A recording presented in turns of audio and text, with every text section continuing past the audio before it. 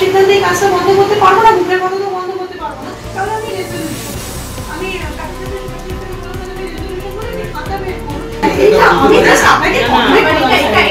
দুর্ভাগ্যজনক যে আমরা একটা ভালো কাজ করতে চাইছি সেখানে বিধায়কের এরকম ভাবে হস্তক্ষেপ করে বন্ধ করে দেওয়া হচ্ছে এবং তার স্কুলের প্রতি কোনো ভালোবাসা নেই, মহিলাদের প্রতি কোনো শ্রদ্ধা নেই। আমি সবাইকে কথা দিয়েছি যে আমি নিশ্চয়ই ধীরে ধীরে এমপি ল্যাডের টাকা থেকে স্মার্ট ক্লাসরুম করে দেবো একজন একজন করে।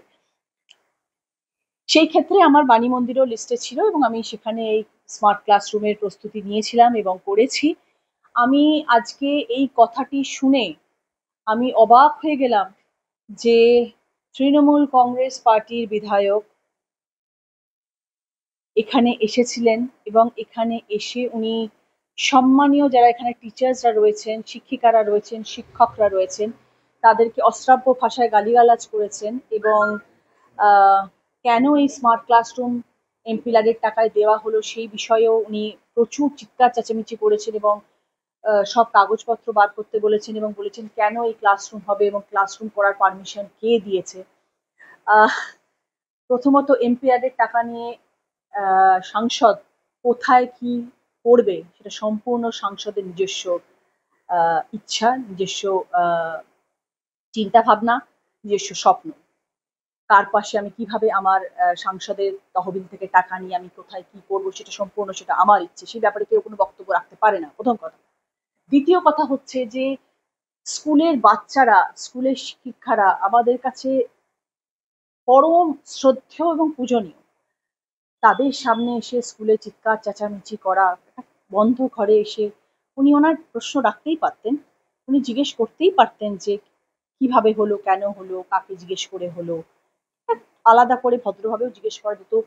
করিডোরে দাঁড়িয়ে সব স্কুল চলছে, ক্লাস চলছে, সেই মুহূর্তে এসে প্রধান শিক্ষিকাকে ডেকে এরকম চিৎকার চেঁচামেচি করা এবং গালিগালাজ করা, এটা খুব একটা গ্রহণযোগ্য নয়, আমার কাছে তো নয় এবং কারোর কাছেই নয়। যতদিন আমি সাংসদ থাকবো ততদিন কাজ করবে। আমি রচনা ব্যানার্জি যে কথা দিয়ে গেলাম, কার কত দম আছে সে আমাকে আটকে দেখিয়ে দেবে। দল কিছুটা জানে, ওনার আচার আচরণ গতিবিধি দলের কাছে প্রচুর এর আগেও প্রচুর ভাইরাল হয়েছে, প্রচুর ভিডিওস, অনেকে অনেক কিছু জানেন, আর নিশ্চয়ই জানবেন। উপর মহলে আমি খবর পাঠাবো, যাকে জানানোর তাকে দরকার তাকেই আমি জানাবো এবং আগামী দিনে যাতে এরকম ধরনের ঘটনা না হয় সেটাও নিশ্চয়ই আমরা দেখবো। এই ব্যাপারে কিছু বলতে চাই না, আমি এসব ব্যাপারে বলতে চাই না, আমি এ ব্যাপারে কোনো কথা বলবো না। লিখিতভাবে থানায় জমা দিতে বলুন, এরকম যদি হয় উনি লিখিত থানায় জমা দিন।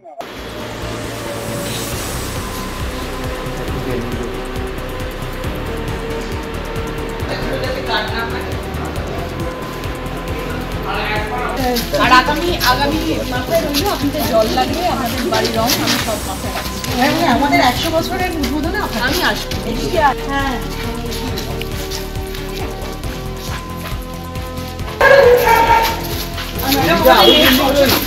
এবং প্রোগ্রামে আপনাকে আমরা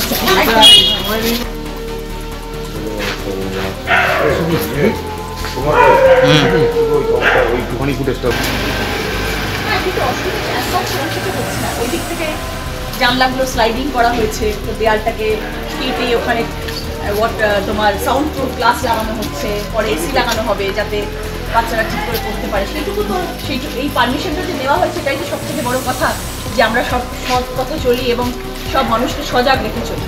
খুব ভালো এটা করা হয়েছে। ফলো করুন সংবাদ প্রতিদিন ডিজিটাল।